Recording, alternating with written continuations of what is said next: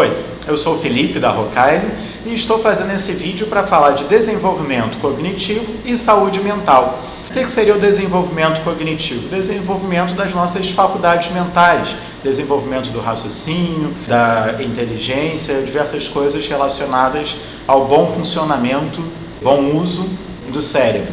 E quanto à saúde mental, que seria já no adulto o mantenimento, a busca pelo bem-estar, por esse lado mais terapêutico da arte.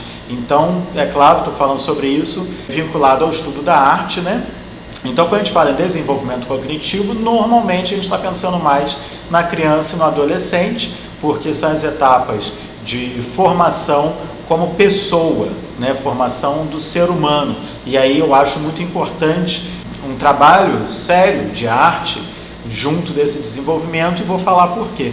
E já com o adulto, a questão da saúde mental, ou seja, o lado da arte-terapia, o lado de como que trabalhar e estudar arte e fazer arte ajuda na manutenção do cérebro. E aí a gente entende o quê? O cérebro, basicamente, de um modo muito resumido, está dividido em dois hemisférios, o lado direito e o lado esquerdo. Enquanto o lado esquerdo do cérebro processa coisas objetivas, por exemplo, como a matemática, o lado direito do cérebro, que é o lado que processa a arte, é um lado mais subjetivo, que é o lado que trabalha com a criatividade.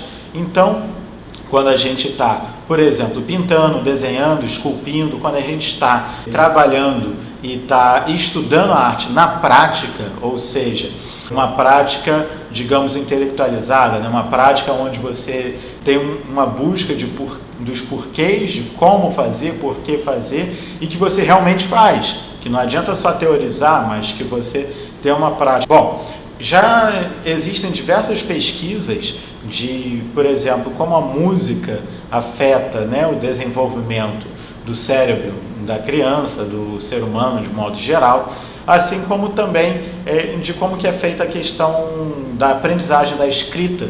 Vou falar um pouco também sobre como que seria a relação com a arte, Mas bem, já foi descoberto que estudar música, por exemplo, antes dos 6 anos de idade, cria possibilidades de desenvolvimento físico do cérebro da criança e que depois de uma determinada etapa isso já não vai mais acontecer. É claro que você pode aprender a música, claro, mas a gente está falando de benefícios que aquilo traz, você tem uma carga muito maior na criança. Por quê? Como o cérebro ele ainda está se formando, você agrega na formação dele já estímulos que vão levar a uma arquitetura mais complexa, que vai trazer outras possibilidades.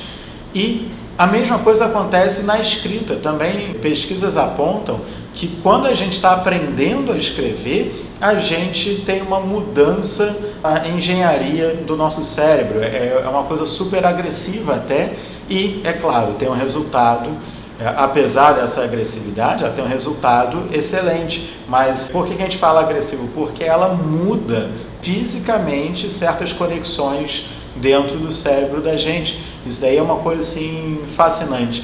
E como é que funciona com a questão da arte? A arte, quando a gente está falando aqui no nosso caso das artes visuais, são pré-verbais. O que quer dizer isso? Que a gente pensa com a imagem sem necessariamente verbalizar aquilo. Na verdade, até a verbalização muitas vezes vai atrapalhar, porque o raciocínio pré-verbal quer dizer que está da relação do seu olho, ou seja, da sua percepção visual, com a forma como você vai registrar isso, como você vai interpretar isso. Então, é um raciocínio que a gente chama de raciocínio abstrato, e que ele é muito interessante porque vai trabalhar para a formação da criança, para o desenvolvimento do adolescente ou do adulto, diversas outras habilidades que muitas vezes ficam de lado numa formação mais conteudista, uma formação só preocupada ali com os conteúdos de português, matemática, história, geografia. Bom, quando você está trabalhando com a arte, acontece alguma coisa de diferente.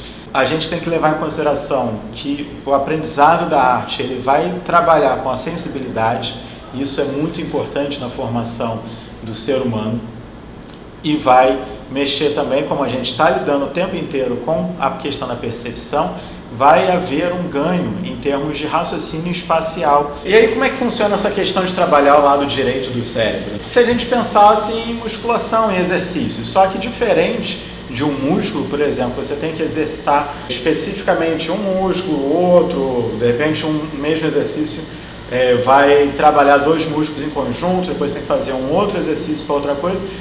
O cérebro da gente é como se a gente pensasse a superfície de um lago e que você joga aquela pedrinha, ela vai criar aquela ondulação.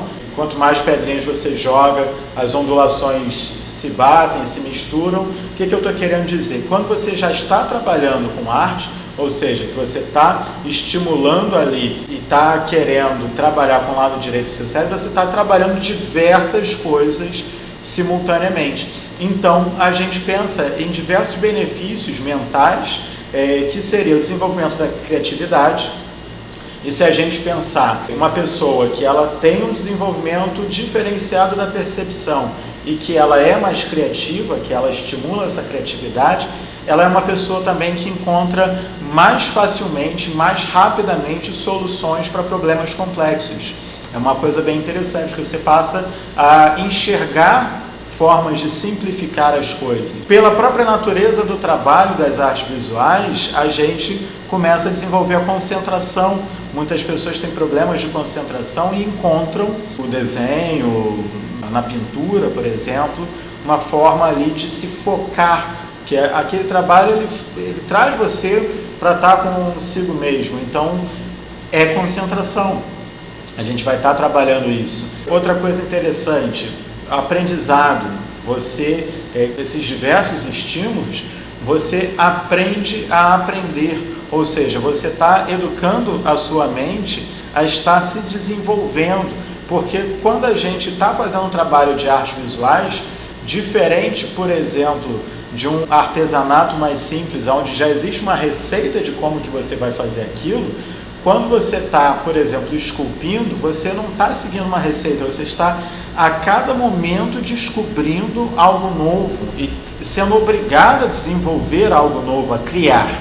Então, isso é muito interessante porque estimula ali no nosso cérebro você aprender, você se força a aprender coisas novas, a criar soluções. Isso tudo faz um efeito muito legal em termos de expressão, né? Todo mundo já ouviu falar que arte e expressão estão fortemente relacionadas. Tem pessoas que dizem que arte é expressão, por mais que eu não concorde diretamente com essa afirmação, mas é claro que a arte mexe muito com a expressão.